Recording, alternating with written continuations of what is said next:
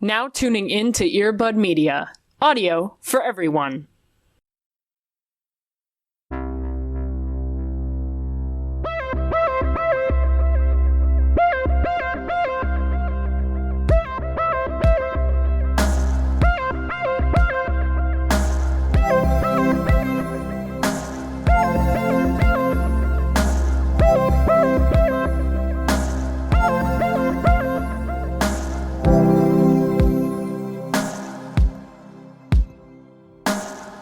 We're here. We are here. We are hydrated. We slept in, and we are into the twilight. Hello, welcome. Oh, hello. It is officially spring when this comes out, which we did it. We made it. You know. I just want to kick winter out of the door for you collectively, because I know that that's like now you are on island time emotionally. Right. Yes. Right. In all aspects, I am on island time. And I am just here huddled inside with all of my allergy medicine, fighting off pollen to the end of time. It's haunting and I hate it, but we're here. So hello. Welcome to the space. We are here. That's just a thing. If any big pharma pollen people want to hit me up, Flonase is expensive. So I will take that. Yeah, absolutely. Forever. It's going to get bad, friends, and I'm not looking forward to it. Yeah. Cody, how are you? I am here. I'm vibing. You know what? I'll say it. We've been watching Good Trouble, and that show is good. Unironically. Tell me everything. So I've never seen it before. I've also never seen Meet the Fosters, which is apparently what it's spinning off of. Fucking Good Trouble is like, what if two of the girls from Meet the Fosters are like living their vibes, like moving to a big city, Los Angeles, and just like living in essentially like a shared living commune situation, which is like in the coolest building ever. That's old as shit, with all your fucking new friends and roomies, and just living up how to like do your job and getting your first job out of college and just vibing. And it is incredibly charming. Also tries to do many different like social topics, which sometimes does better than others, but I respect it nonetheless. Oh. And it's quite fun. And it's just like, it's one of the few things besides like the Bold Type or like any sort of that era of show that like, you know, just talks about like that very specific first few years of life. We get a lot of like, one of the girls is like in a tech bro-y startup kind of thing, and she's like, men suck. And then the other girl is like working for like as a clerk for this like conservative judge, and she's like, everything sucks. And it's great. There's no expectation of like your jobs are good, and you just like just confide in your shit and like do whatever and have fun in the big city. And it's very fun. I had never heard of this before. Yeah. I feel like I had briefly heard of the Fosters because that's where it's set in high school for them, right? Yeah, it's like many seasons of like, some of them are like super, super young, but I think the majority of them are like in high school. And they have like two moms, and it's like cool. And there's like all these kids or whatever. Yeah, progressive. Okay, ABC Family. Now, I am looking at the Wikipedia page for this, and I do see a familiar name, which is, in fact, Boo Boo Stewart. Oh, my God. Is he in it? Boo Boo. So, Boo Boo Stewart was cast in a recurring capacity for the 4th season. Okay, so we are not there yet, but I will keep my eagle eye out for Boo Boo. So, apparently, our best friend, Seth, is in this at some point. Well, I cannot wait. I love to see it. I will say that looking at this, there's an episode in season 3 titled New Moon. So maybe this is Twilight. Maybe this just turns into Twilight. I'm into it. I will need an update once you get to the part where we're our best friend Boo Boo. Yeah, absolutely. Interesting. Okay. I do love a good show that talks about college that isn't in a like, actually everything's perfect and everything's being paid for me. And it's all great. Yeah. So yeah, exactly. Especially because you said it's on Freeform. Yeah. Which is usually known for only high school shows. Right. How are you doing, my friend? I am doing okay. I will say that earlier this week that time change really kicked my butt a little bit. Oh, yeah, for sure. But the having light a little bit later in the day is something that I missed desperately. Yeah. So I am grateful for that. I will say my happy thing this week, it was tough. I guess my honorable mention is the dropout. Yeah. Mm-hmm. Because what the fuck? If folks got through the first 3 episodes and somehow we're still like, the 4th episode is really just a culmination of all of the things that I love. Yeah. That's my honorable mention. But I would have been remiss. It would have been against my personal brand to not bring this happy thing to the space, which is HBO Max getting my fucking number and releasing the teaser for The Time Traveler's Wife. Here it comes. I'm not going to be able to hear from Allie for weeks. So here's the thing, right? And we've talked about this, that HBO Max, we must have like a secret friend that works for HBO Max. Yeah. Because for them to put out Station 11. Yeah. And now The Time Traveler's Wife, it's like, what? Hello? Coming for our fucking jugulars, yeah.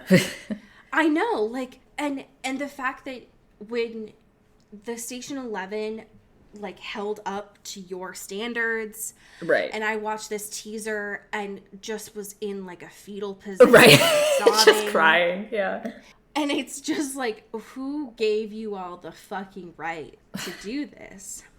I'm upset, but in a very good way. So if you somehow have gotten through the past 5.5 years and don't know, The Time Traveler's Wife is one of my favorite books of all time. Like top 3. Yeah. And all 3 are my favorite. Is it good? No. Is it my favorite? Yeah. And same with the movie. The movie's terrible, but I have loved it because that's all I've had for so long. This trailer, Theo James, unfortunately, is the love of my life.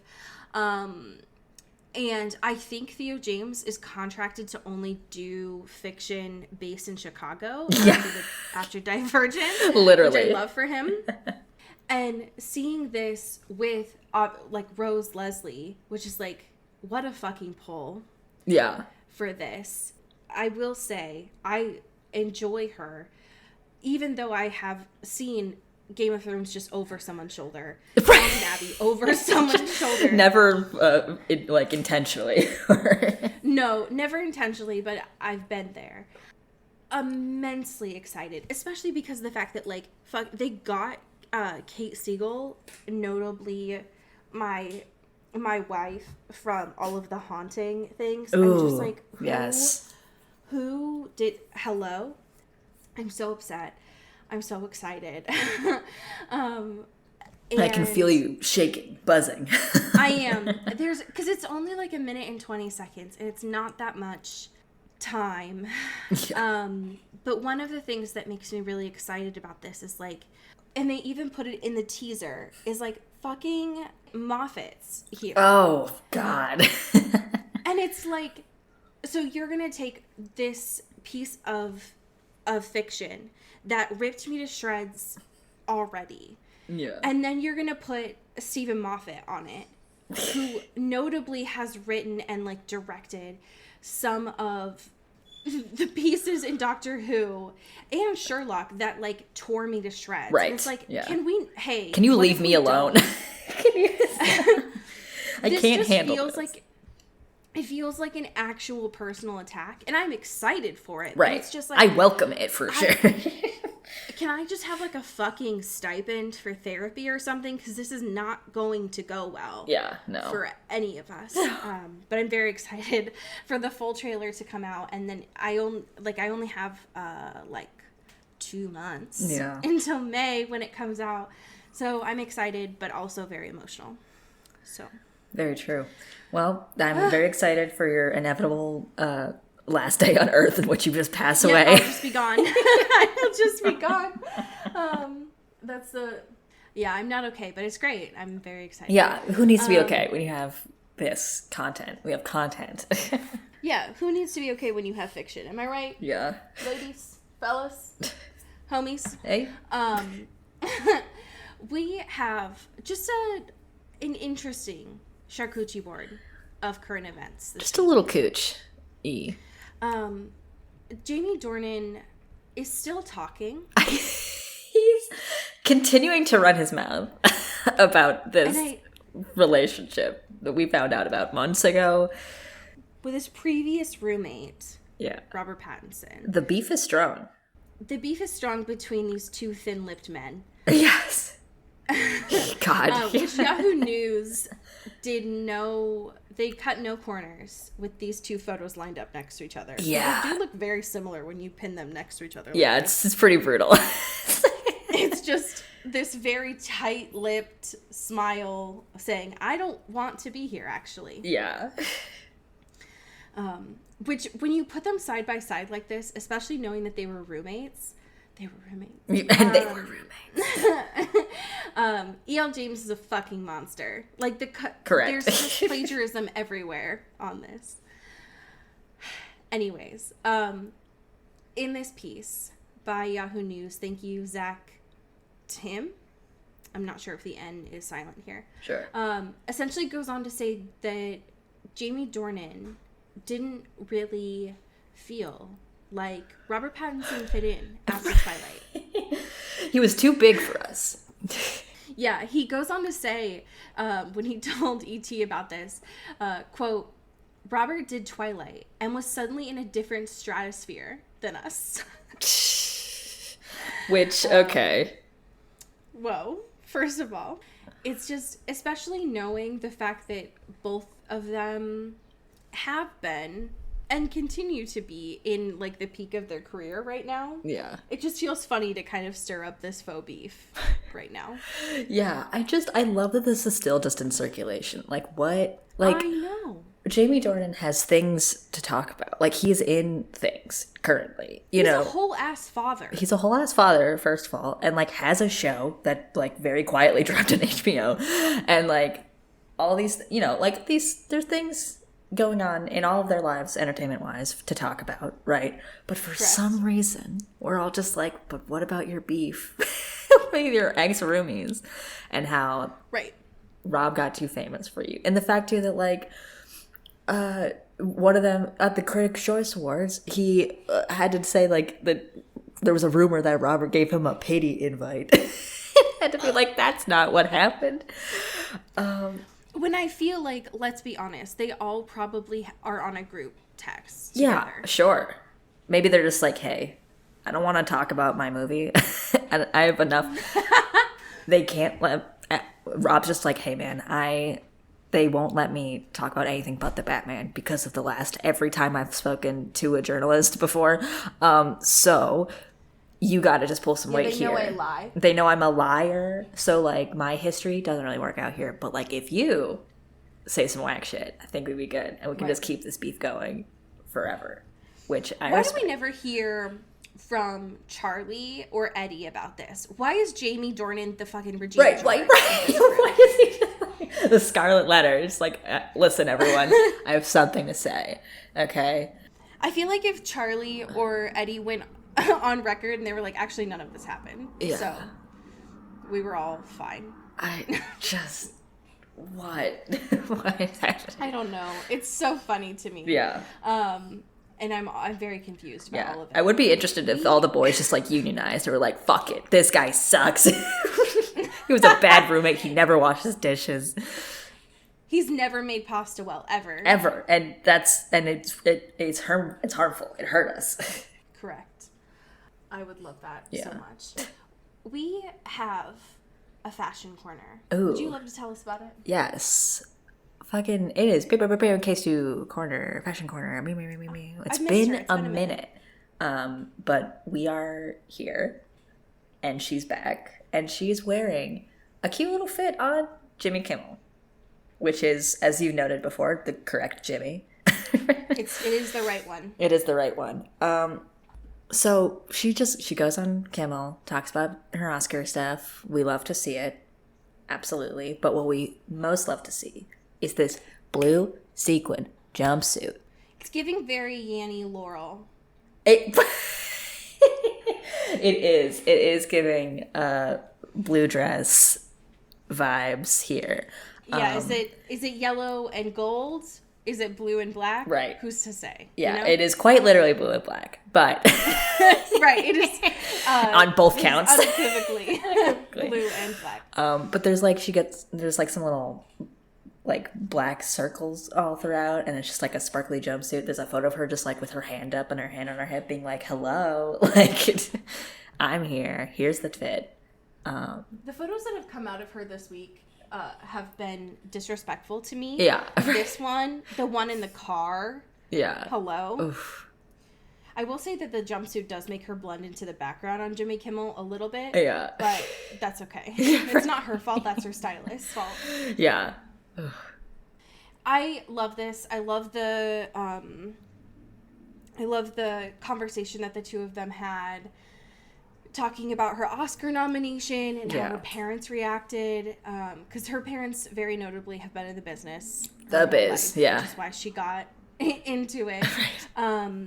And one of the things that I loved about this, too, is they mention in the interview that Keisu was like, I was a really shy kid and was like, I think I want to try to act and maybe do headshots. Yeah. They're $3,000. Just like, what the fuck? And someone at school told me about it. Can you please hook me up? And her mom invested in her, which is really cute. We love it. And I love that because I think that Keisu is a really good example of children growing up with parents who are in Hollywood, but she chose to do it herself. Right. Like, still, obviously things and connections and whatever, but it is like her being like, yes, I'm going to do this for me. Yeah. Not being forced to do it. Right. Is great. At least that is how she shares about her life, is like her parents were like, whatever. Yeah, like, sure. But very much being like, she did not have to. And I would imagine, I don't know that she shared about this, but like I would imagine that if Kristen ever decided she didn't want to, she could have done something else. Oh, yeah, for sure. It was very clear from early in her life that this was something she was interested in and took seriously. Yeah.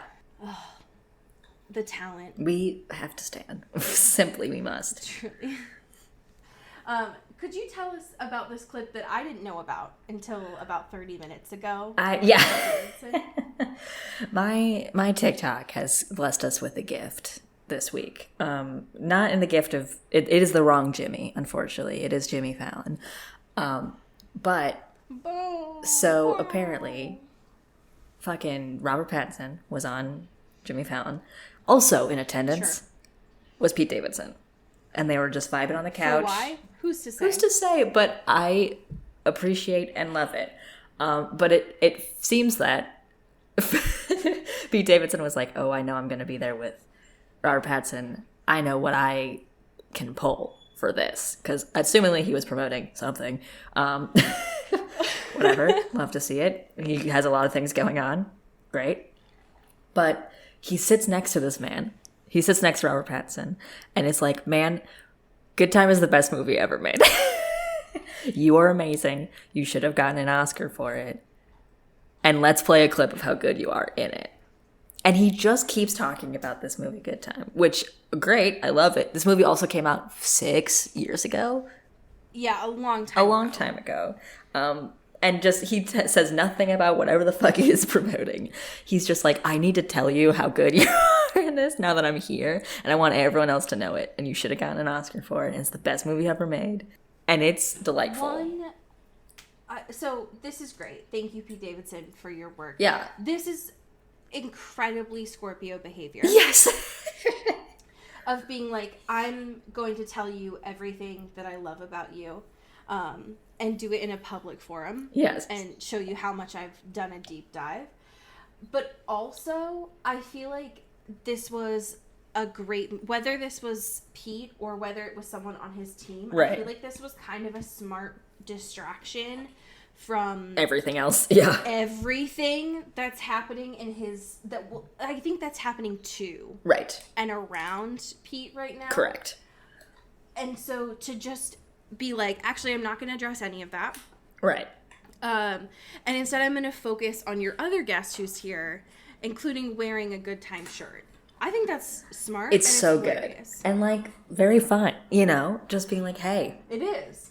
Let's talk about it. I love it. I'm a stan. I'm the number one fan. Let's go. I love it. Great energy. It's very on brand for Pete Davidson, and is a great way to... it's a great way to have a talking point and make Jimmy Fallon, the incorrect Jimmy, not talk about stuff that you don't want him to ask you about. Correct. Yes. Smart. Very smart. Very good preservation there. Love it. Absolutely. I love it. Yeah, I did not see that because I have the incorrect Jimmy muted on a lot of things. Sure. I'm so glad that you found this and shared it with the class. Yeah, of course. I am so excited to talk to you about these chapters this week because I feel like it called us out a little bit. I feel like Ferrero Rocher got a little bit too real. Yeah. When we had last spoken about Shadow Kiss, Rose was asking Dimitri to trust her. Right. And be vulnerable and be like, listen, I'll tell you about what's going on with me. But you gotta just hear me and not start making assumptions and calling me, quote, crazy. Right. Like everyone else is doing to me. So that's what I remember. Oh, well, and they made that decision about, like, she's going to do field experience, but, like, halftime. Yeah, and then therapy and all these little things. And therapy. Yeah. Right. Yeah. So that's what I remember. Where are we starting off in chapter 19? 19, Rose is fucking stressed, as per usual. Yeah. She's like, I have too many fucking secrets, especially for Lissa, and I can't. She's boiling over. She's boiling over, okay? But, you know, she kind of gave the abbreviated version of what the situation is. And, you know, Christian's kind of like, you think you saw ghosts? And she's like, listen, I don't have time for this, okay? You know, Christian, not the time. I can tell you, but if you guys don't want to hear me, I don't want to fucking do it right now. I don't want to get into this, okay? Like, whatever, just leave me alone. I'm filling you in as much as I want to, so fuck off. Especially, one, I love Christian. This is very on brand. Yes. For Christian. Right.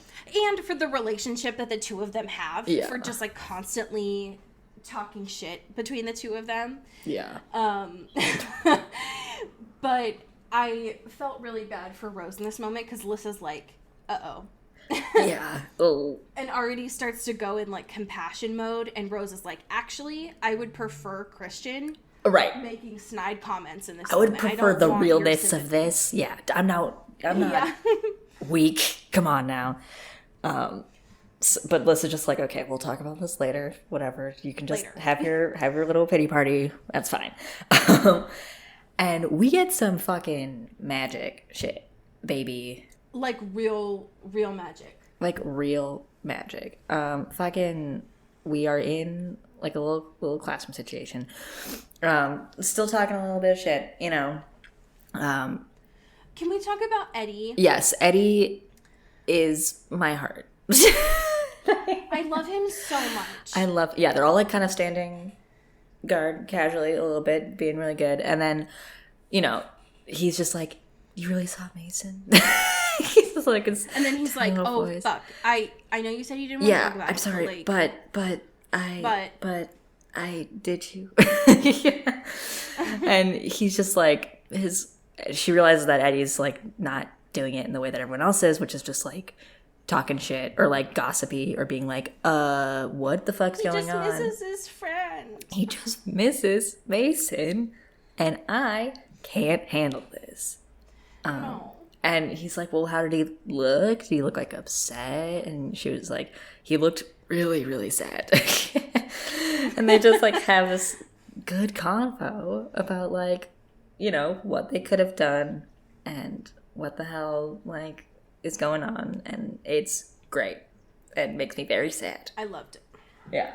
I loved it that we get just continued reassurance that Eddie is such a golden retriever, just so pure of heart. Yeah. And reminds us that like Rose Rose doesn't mind talking about what's happening to her. As long as people just respect needs her and hear her. Right. The bar is low, guys. Exactly. The bar is very low.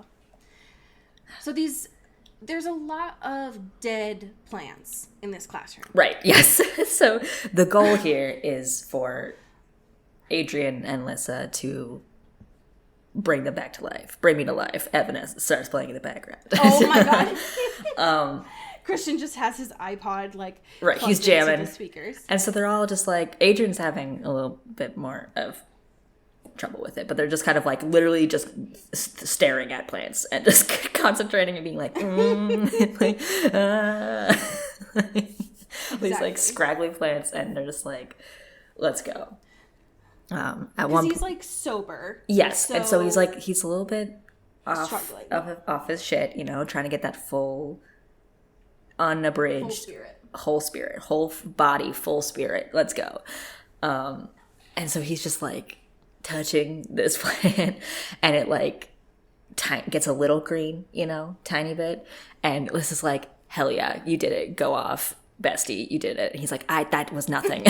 That was nothing. I appreciate it, but that's not really anything. Especially compared to Lissa, who like exerted magic and made the plant like completely come back to life. Right. She's literally like the sister in Encanto who's just like throwing plants left and right, just growing them, and everyone's like, come on, that's not fair. Man, it's great. Yeah. And I love this too because it gets to a point where Adrian is like legitimately sweating. He's exerting so much force in this, and that's why I think it's funny when Rose was like, you just need to keep trying. Yeah, stop bitching, try again. Right, exactly. You just need to do it and do it harder. Yeah. But then a problem happens when Lissa does it, because she's like, everything's good. Yeah. She gets all happy. The joy comes in. She makes the plant happy. Yeah. But then there's that little bit of like her mental state kind of gets fucky. Uh-oh. I thought we were good? Incorrect. We bad. This is bad. But then it goes away. Right. Like, just for a brief moment. A brief little flicker that, you know, if you weren't Rose, probably wouldn't have picked up on. Or Adrian, because he also is kind of in the know. Yeah, he's like staring at Rose the whole time. Right, of being like, hey, making this plant hey, girl. Hey, what the fuck is this? Hey. Hey, bud. No, what? So much about this scene is hilarious to me because they mentioned it before that like Adrian and Lissa had to go up, dig these dead plants up. Right. And they're practicing. And it just makes me wonder, like, Lissa, I love you. Why did you have to start by working on dead animals? Yeah. Why couldn't we have practiced first on dead plants? It's a great question. It's a great question. I love too. There's at one point, Adrian for several minutes is just quietly staring at this plant. And everyone's just like watching, kind of being like, okay, bud, you got this.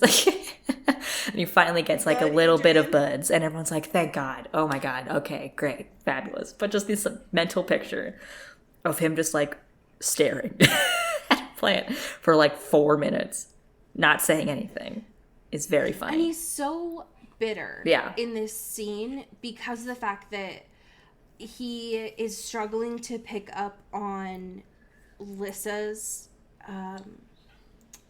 powers, right? Like the stuff that she can do with spirit. Yeah. Whereas Lissa seems to be having more success picking up on what Adrian can do with spirit. Right. Which is like puts him in a little weird thing of being like, I don't know what the fuck you're capable of, but you apparently know all the things I can do, which sucks. Right. Exactly. And they mention this notebook. Yes, of all the behaviors. TM. The TM. the big book, the burn book of their spirit. Yeah. Which includes stuff that we already know about. Right. The healing, which they're practicing right now. The auras, which Adrian won't shut up about. Yeah, the dreams. The dream walking, which right now, Adrian is the only one who can do that. Right. And then what he mentions is something called super compulsion. Uh-oh. Which we are aware of compulsion. Right. But this seems to be hardcore. Right. It's the super target of compulsion. Yes. Oh God. Didn't know it really existed, but it has it all, I guess. It's more of it. It's everything you want in a concrete building with no service. Yes, correct. That's super compulsion, baby. Which makes sense because he's like, there's stories of people that can use compulsion that make others live through their worst nightmares. So that sucks. Which sounds like it sounds a little bit like Jane's powers. Oh, sure. Yeah. Interesting. So sounds scary. Yeah, both Rose and Liz are like, yeah, that's kind of spoopy. And Adrian's like, I mean, it's kind of sick, though, if you think about it.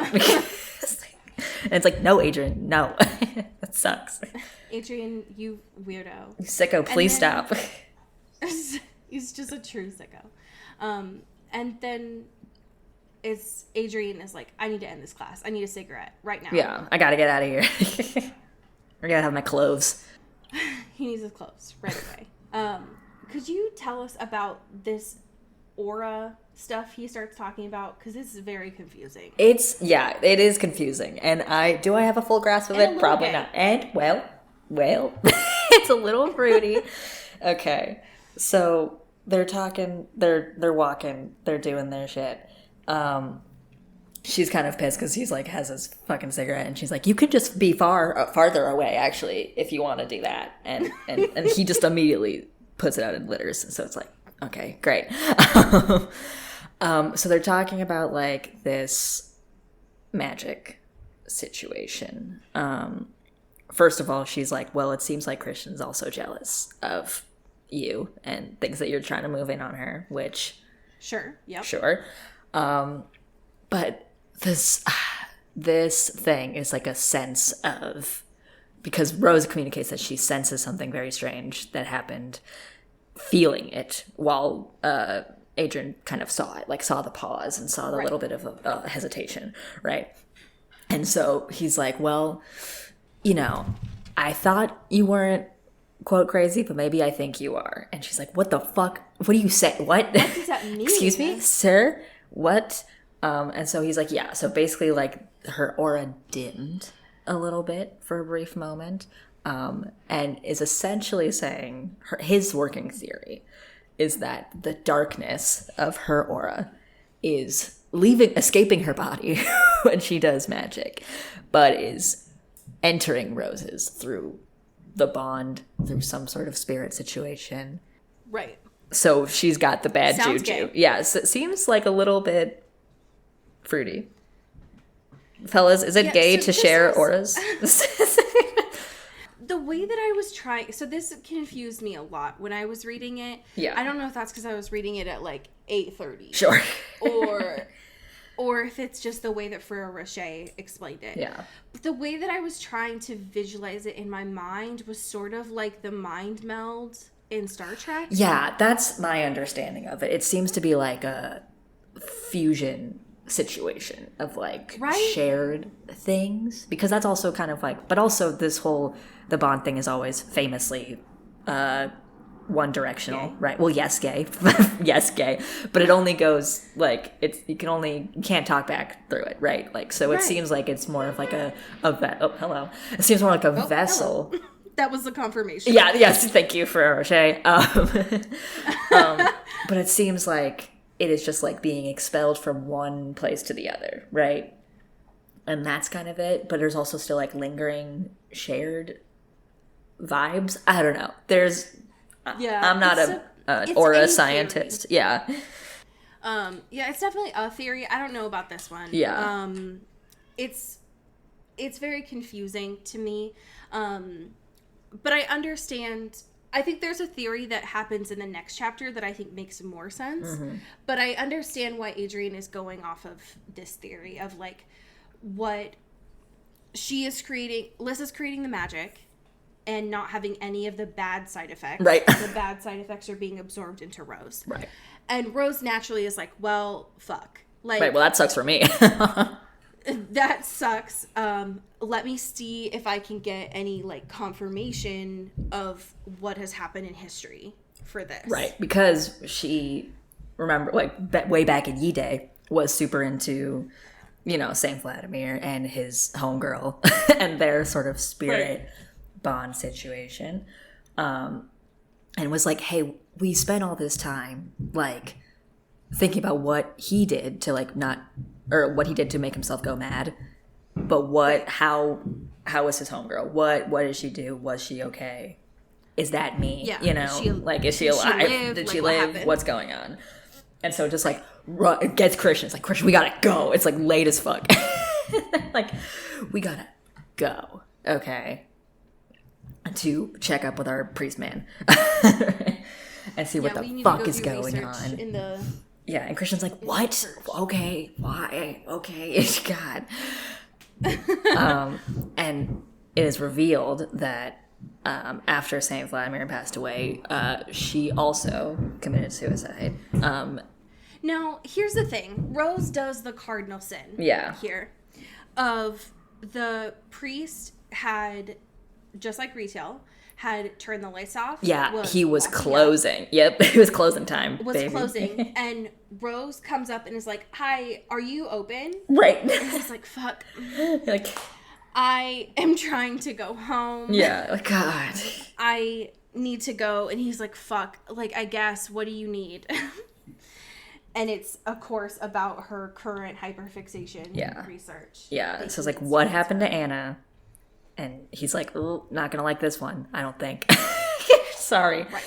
Right. You know, and then also gets into the weird, like, ooh, it's still a sin, though, so should we feel bad? And it's like, hey, bud, nope, stop this. Priest, please don't. Yeah, we can't, nope, we're not doing this, is what we're not doing. Right. And notes that, like, yeah, she also started to, like, go a little bit wacky and, like, had things going on in her brain that was all consuming and all these kind of things. After he died. Vlad died. Yeah. And that was like, great, cool. I hate all of this. This is not good for me or for Lissa. But also Lissa cannot know about any of this right now. Yeah, so Christian, instead of hanging out with Lissa right now, is being dragged to the church. Yeah. Hearing information that he's confused about, and then is told by Rose, you have to lie to Lissa that you don't know about this. Yeah. And he's like, excuse me, why? Right, hey, no, what does this mean? And he's like, okay, fine, sure, whatever. Right, I guess I'll play with your stupid games, whatever. And she's like, great, fabulous. And then, it's our boy again. Ghost Mason. Oh, yeah. So they're not, Christian, Rose is not dorming with Christian anymore because she's not doing night shifts. Right. So she's just like walking home, you know, making her way downtown. And then Mason is here. It's Chaboy. Again? Yeah, he's here. But now he's communicating. Right. At this point, Rose, I think, is fed up as just being like, at least instead of like passing out or like running away or something, she at least starts asking questions, which I think is progress.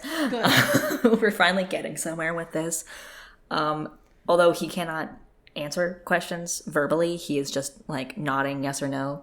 So her questions need to be like a Ouija. Like, yes, essentially like a Ouija. And so she's just like, okay, are you mad at us? Like, are you mad at me? Are you real? Are you real? Yes. Are you mad at me? No. And he says no. Yeah, he says no. Like, it's helpful. Yeah. Are you having trouble, like, finding peace? And he's like, yeah. He nods. And he's like, is there more? That why you keep fucking annoying me like and freaking me out? Yes. And then she's like, what do I need to do? And that doesn't work. That is not. It's not a yes. It's not a yes or no question, Rose. But try again. And what was that last question? Oh yeah, he just because he tries to like open up his mouth, but he can't. Like he's done before, where he tries to say something. Yeah, but nothing. And then she just says, I'm sorry. Yeah. And then he just vanishes into the void. Mason. Fuck. Ah. That was Mason's spirit, by the way. Yeah, that was. That knock you just heard. Yeah, yes, correct. So chapter 20 really fucking is wild. Yeah, well, welcome to therapy. It's guys. welcome to every therapy session that I've ever had. Yeah. Documented in written form. Here we go. Just to start, let's talk about your Starting mother. off with the first two sentences. Yeah. Yes, that's right. Because this therapist is like, all right, let's talk about your mom, huh? And Rose is like, what about her? Already great start here. Just sighs heavily, and she's just like, what do you want to know? Yeah. God. You know who my mom is. Everyone knows who my mom is. What do you want? Yeah. One of my favorite things that Rose does here, which is very same. Right. Is she doesn't really understand how therapy works. No. And so she's very interested in the fact that the therapist answers her responses with questions. Right. Yeah, she's just like trying to like beat her at therapy, I feel like. Just trying to be like, well, what if I just Same, Rose. like spin this on you, huh? And it's like, Rose, this is not working. Exactly. I completely agree. I'm in the same spot. Yeah. Rose, all the time. Yeah, Deirdre, this therapist. Deirdre. Who's in like who Rose focuses so much on, like, is in a teal fucking sweater and a sweater dress. It's like, okay. Yeah. Also interesting to note, and it'll become more relevant later, but like she is a Moroi. So that is something that is confusing to me, because I get that probably not a lot of Hampiers maybe don't go into therapy, like, as a profession, I guess, because you just fight or you fuck around at the nail spa or whatever. Like, you just, you have 2 minutes. Or you do the big bad thing that everyone just warns you that's scary. But, like, I feel like the things you would need to relay to a therapist would be very trauma-informed and very, like, understanding of the like lifestyle and the fights and the jobs and the whatever of being a guardian. Like, exactly, feels like I completely like a lot of things here that are being said of like there's this whole thing about talking about Lissa, right, and protecting her always kind of vibe, and it's like, yeah, I feel like if you were not a Moroi, you would have more of an like there's just like different layers here that we're not really getting. Especially because it felt very obvious from when we first started reading this that Rose's character, and specifically like being a Hampier, has been very coded. Right. And so it felt odd that you wouldn't have a therapist who was also a Hampier. Right. Because it doesn't, when you get to that part specifically where the therapist asks, like, and you figure you'll always have to put Lissa's needs ahead of yours, and it's a question. Right. And Rose gets kind of upset and is like, what else would I do? Right. Like, that's kind of the job. I am her guardian. Yeah. Like, it has been drilled in me that I don't get a choice in this matter. And so it just was like, it was awkward that there wouldn't, it was weird to read that. Yeah, it's like, this just doesn't seem very helpful, but at least she's talking to someone, so it's, could be worse. And I feel like it would be weird if that wasn't intentional from Ferrero's perspective, right, to have a Moroi therapist, because I think that's kind of, not just from like a privilege of like the Moroi have the opportunity to be therapists. Right. But also I think that kind of leads to some of Rose's, like, resistance to therapy, too. Yeah, for sure. But I did love that she left Rose with work to do. Very good. Which was asking her to think about, like, how she really feels about dedicating her life to Lissa. Mm-hmm. And then the most interesting part to me was about the because Rose talks about Dimitri, but like not really talking. Right. It's about like Dimitri. I can't reveal my sources, kind of vibe. Right. He's just like a mystery man who's unavailable. Don't worry about it. Yeah. And so Rose's like second piece of homework was like to think about whether the reason she's attracted to this unavailable guy is because he's unavailable. Which, okay. And Rose is immediately like, that makes no sense. Why would I do that? Yeah, that's absurd. Why would I do that? Yeah, I would never. This person doesn't know anything. It's like. Yeah, why are they a therapist? This makes no sense. Right. And yet as soon as she leaves therapy, she's already like, you know what? Like, these questions are weird. Yeah. I need to think about these more. Just very on the nose. Yeah. The whole time. Just love it. How did you feel about this conversation with Adrian and dissecting more of the like secret society? There's so many things happening here. There's like 6 different things There's happening. all at once. She talks to Adrian post therapy. Is like, hey, what's up? Let me do some experiments on you. Let me do some. Yeah, exactly. Because he's just like, he's trying to find Lissa, and Lissa's like in class, and she's like, I don't know where the fuck she is. I'm sorry. And he's just like, well, I found more things that like research that I could talk to you about, like the super compulsion kind of thing. And she's just like, okay, well, listen, we can just walk and talk, and then maybe we'll find her. In the meantime, what does this word mean to you? This mana. I still don't know how to say it. I will never learn. I don't know. I'm sorry. But in English, it is the hand. Yeah. And he's just like, oh, I know about that.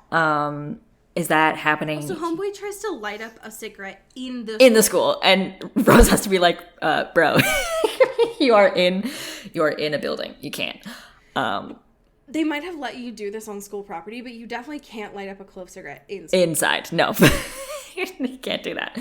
And he's just like, oh, it's like a secret society thing. It's very silly. It pops up at schools all over. And, there was a chapter back at the school that I was at. And it's just like royals who... like 6 years right, ago. What back when I was in high school, 84 years ago. Right. Basically, where it's just like these royals who think they're better than everyone else and do secret society shit and have meetings and, think they're better and just vibe. And Rose is like, fuck, that is what's happening. Like, because all these dudes are doing that shit, like Jesse and Ralph, and are just trying to get Christian in and, like, do their weird shit. I hate it. What the fuck? Yeah, so I'm glad that they confirmed here that it was the same thing that Jesse and Ralph were doing, because I think last week we weren't sure if it was the same thing. Yeah.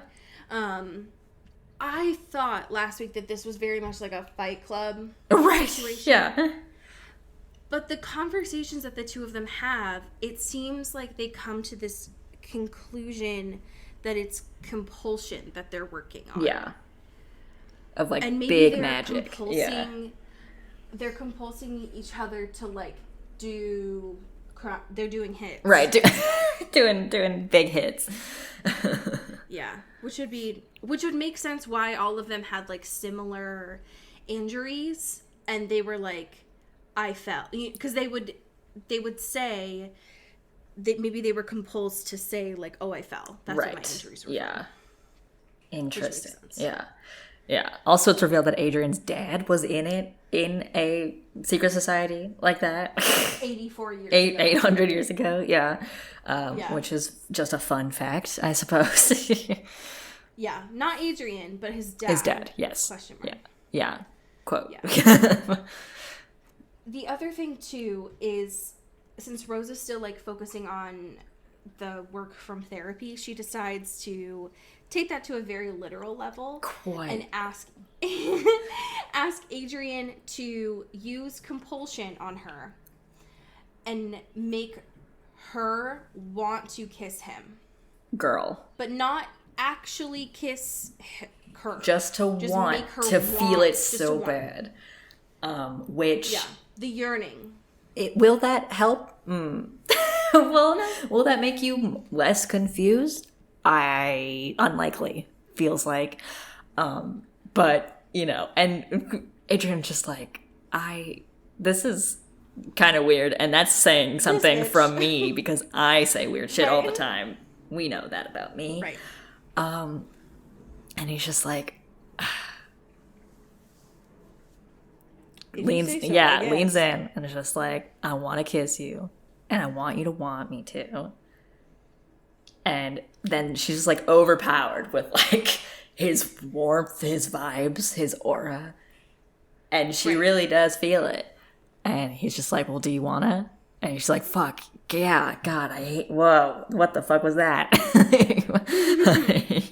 And they both kind of. Apparently, after the end of this, she still says it's not the same as Dimitri. Right, no, it's just more of like. She says it's like mechanical. Yes, it's more just like this like rush over rather than like an actual like fireworks like stuff that she feels with Dimitri, which is like, okay, you got some answers there, but will that not fuck you up for a little bit? I don't know.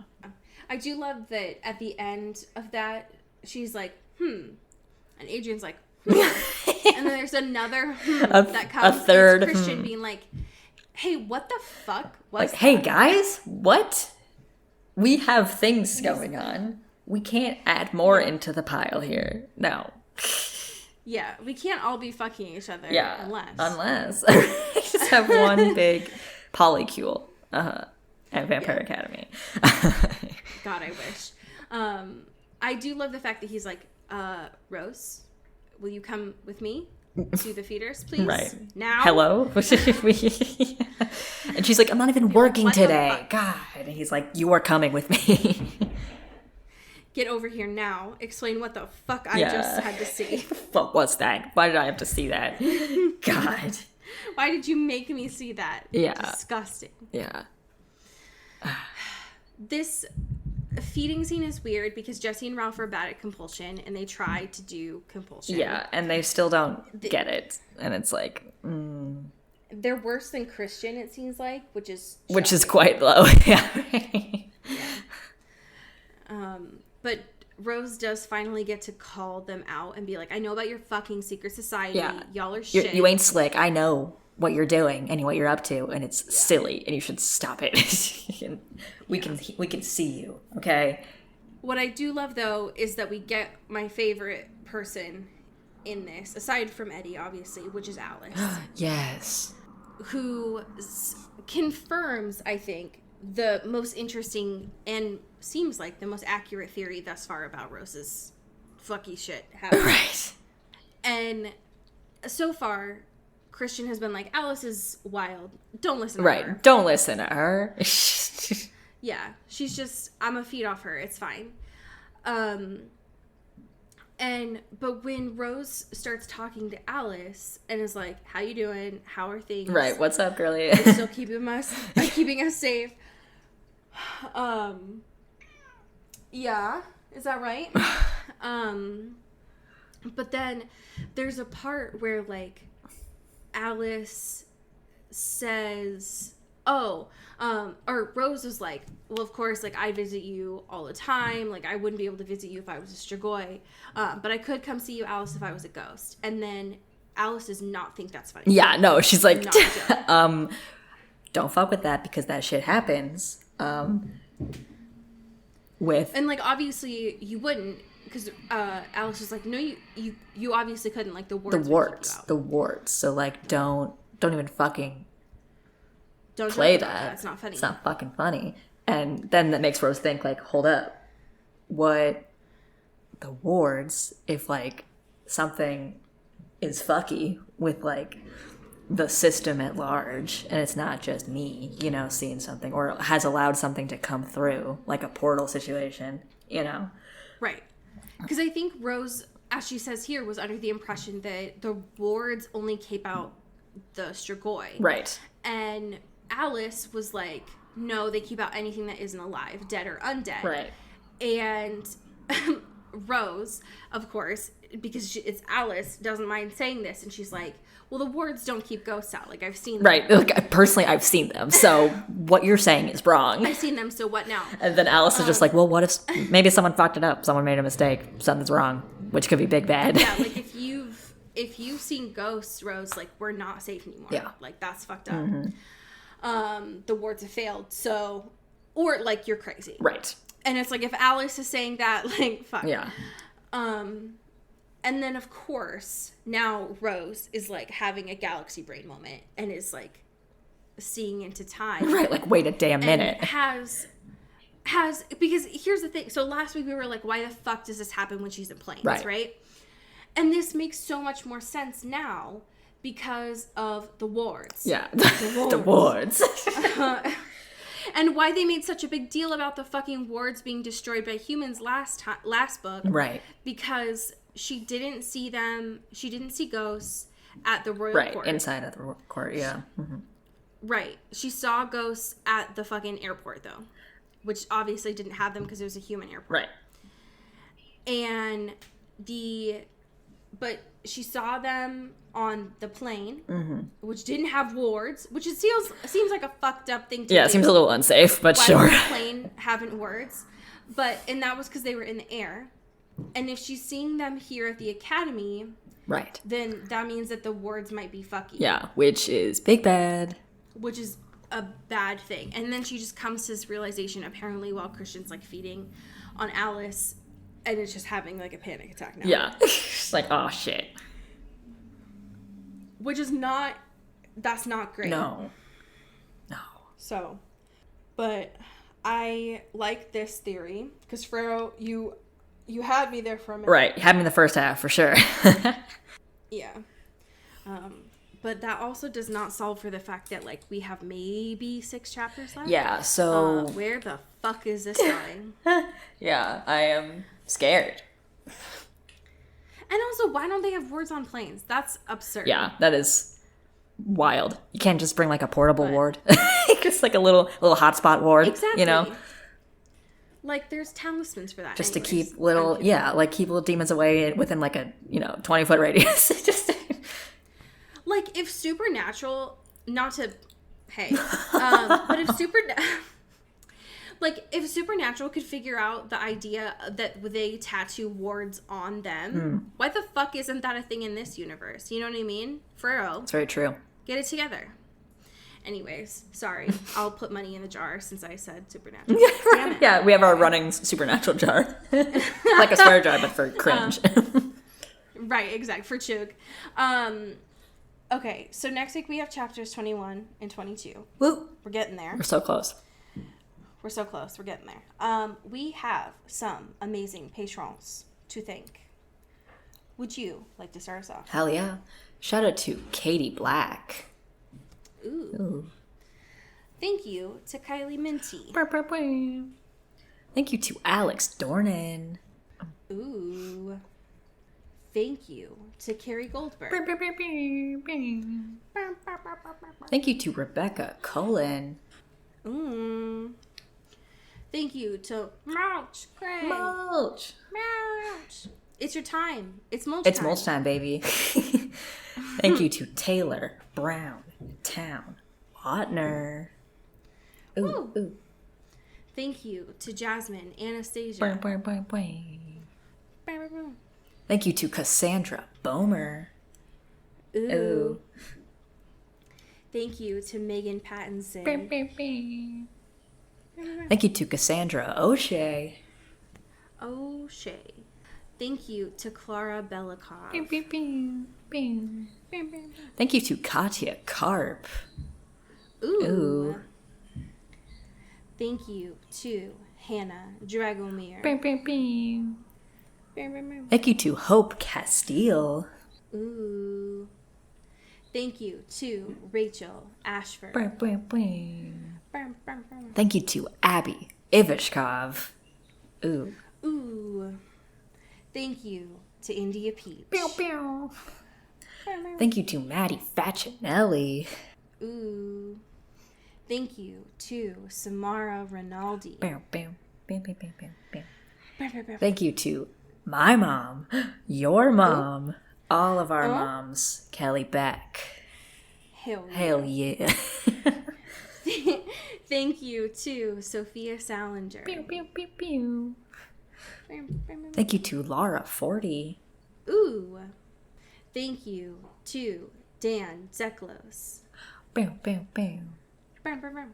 Thank you, last but not least, Maria Swan. Ooh. I have a fan fiction for you. It is titled New Promises, and this is by Ivy Spinners. Okay.